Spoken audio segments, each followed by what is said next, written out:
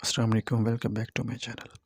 देवर school जाता तो रोज़ लड़कों से लड़ जा कर घर आ जाता। वजह पूछती तो कहता, भाभी मेरा सिक्का खोटा नहीं, आप चाहो तो आजमा कर देख लो। मुझे तो इसकी बात कुछ समझ ना आती। एक रोज़ इसकी जेब में डाल कर कहा, आज रात तुम्हारा सिक्का आजमाऊंगी। इस रात मेरे तो होश उड़ गए। जब रात जाने कौन सा पहर था, अचानक अजीब से एहसास में मेरी आँख खुली और फिर मैंने झटके से उठने की कोशिश की तो देवर ने झटका देकर वापस गिरा दिया। क्या कर रहे हो तुम?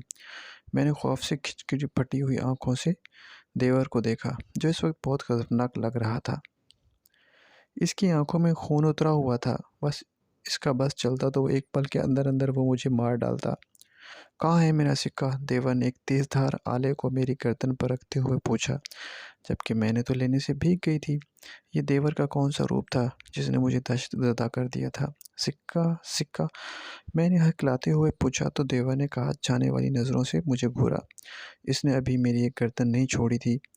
मुझे महसूस हुआ था कि देवर इस वक्त अपने हवास में नहीं था।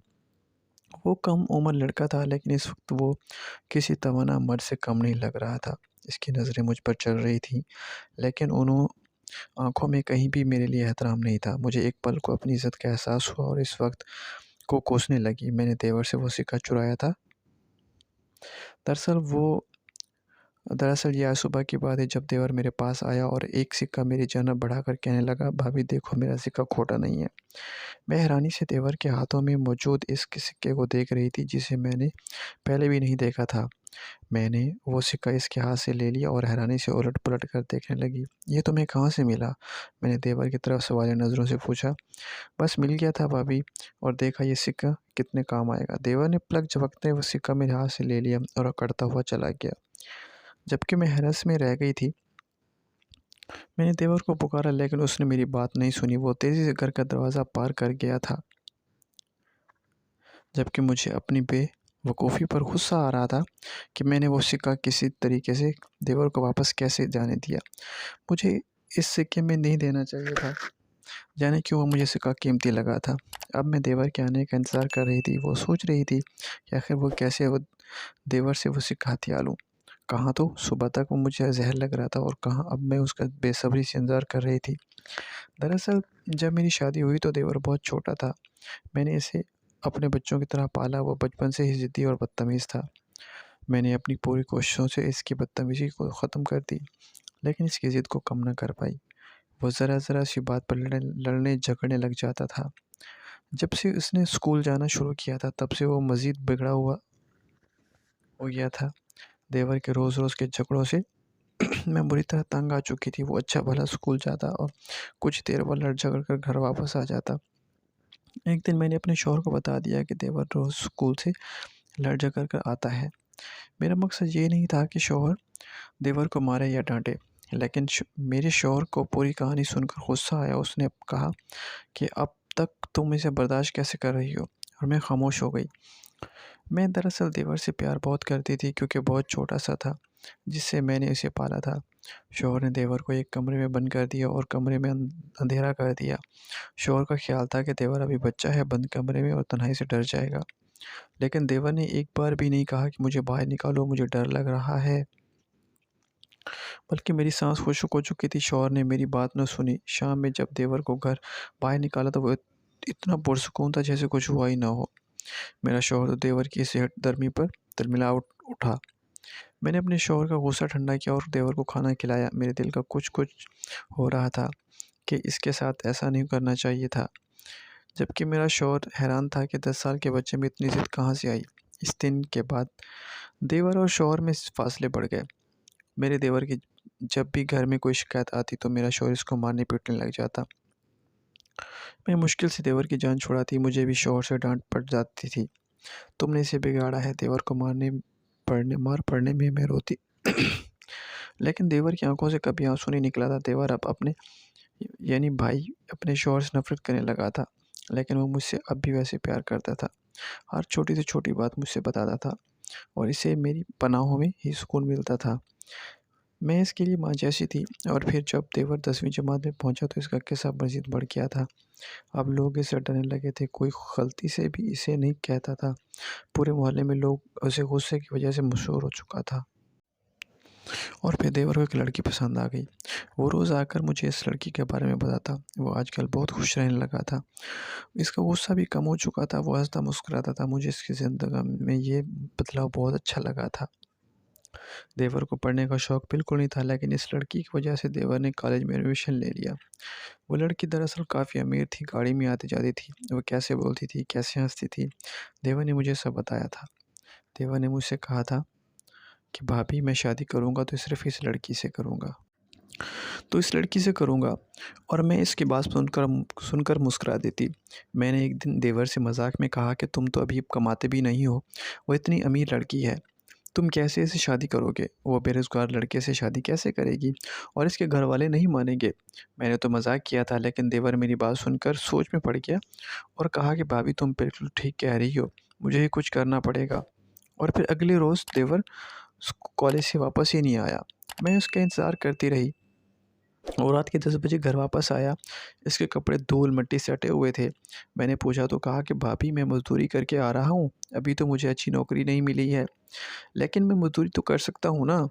ये सुनकर मेरी आंखों में आंसू आ गया। और फिर देवर ने मज़दूरी शुरू कर दी और उसे जो भी काम मिलता वो कर लेता। अब वो नहीं गुस्सा नहीं करता था। देवर ने मुझे बताया कि अब इसकी लड़की से देवर से बातचीत होने लगी थी। वो अपनी मेहनत से जो भी कमाता था इस लड़की को देकर आता था। इसे कीमती तोहफ़े देता, इसकी हर ख्वाहिश पूरी करने की कोशिश करता।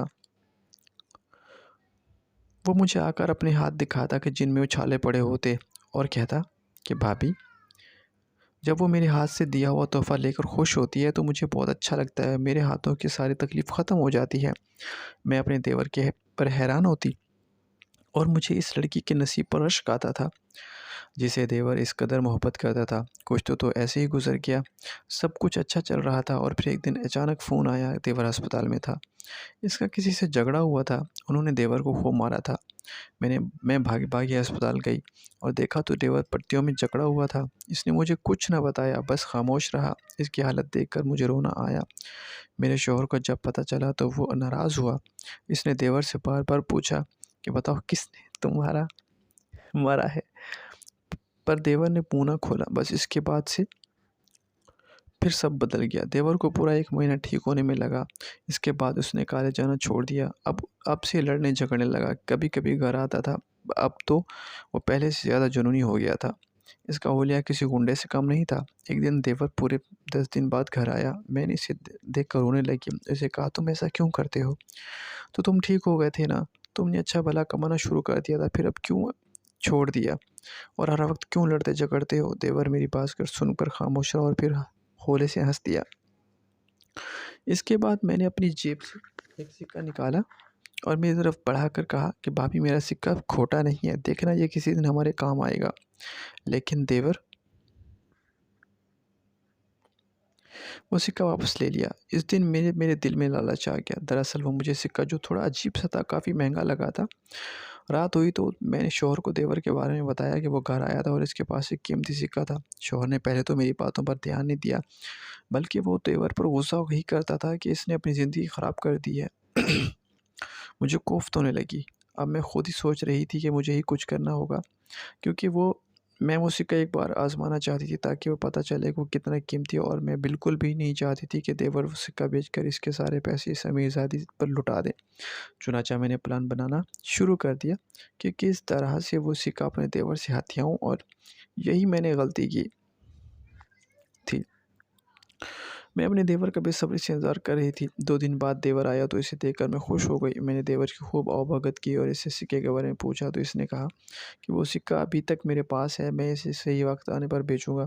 ये सुनकर मैं खुश हो गई और मैंने कहा कि ये अच्छा, ऐसा करो, वो सिक्का मुझे पकड़ा दो, मैं सँभाल कर रख दूँगी। मेरी बात सुनकर देवर चौंका, लेकिन फिर कुछ सोचते हुए उसने सिक्का पकड़ा दिया और कहा, भाभी, मेरा सिक्का खोटा नहीं है, इसे सँभाल कर रखना।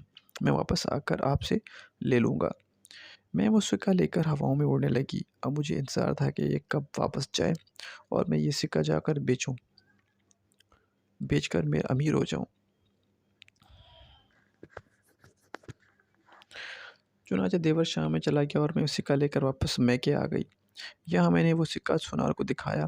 उसने कहा कि ये सिक्का बहुत पुराना है, मैं इसका देखकर बताता हूँ कि कितना कीमती है। सिक्का सोना ने रख लिया और मैं वापस आ गई और अब मैं अपनी गलती पर पछता रही थी, क्योंकि देवर मेरे मैके पहुँच चुका था और मैं वो बिल्कुल मारने पर हिचकिचाता अगर उसे सिक्का ना मिलता। भाभी, मैंने अभी कहा था ना कि सिक्का सँभाल कर रखना, कहाँ है मेरा सिक्का? मैंने डरते-डरते देवर को बताया कि वो सिक्का तो सुनार के पास है। देवर ने मुझे घूरा और फिर सुनार का पता पूछा हुआ चला गया। इसे जाने के बाद मैंने दुपट्टा ओढ़ लिया। देवर की नज़रें मुझे अंदर तक महसूस हो रही थी। मैं अकेली थी। मेरे अलावा घर में सिर्फ़ एक बूढ़ी माँ थी। अगर देवर कुछ गलत कर जाता तो कौन रोकता उसे? मैं ये सोचकर रोने लगी और देवर होते इसके सिक्के दोनों पर लानत भेजती हुई सो गई। कई दिन गुज़र गए, देवर को कुछ पता ना चला। एक दिन मुझे फ़ोन आया, देवर जेल में था। इसने मुझे बुलाया था कि मैं वहाँ चली गई। देवर को जेल में देखकर मेरा दिल घुट सा गया। पूछा तो पता चला कि देवर कत्ल का इल्ज़ाम था। मैंने देवर से पूछा तो इसने बताया कि वो जिस लड़की से मोहब्बत करता था, इसने देवर को धोखा दिया।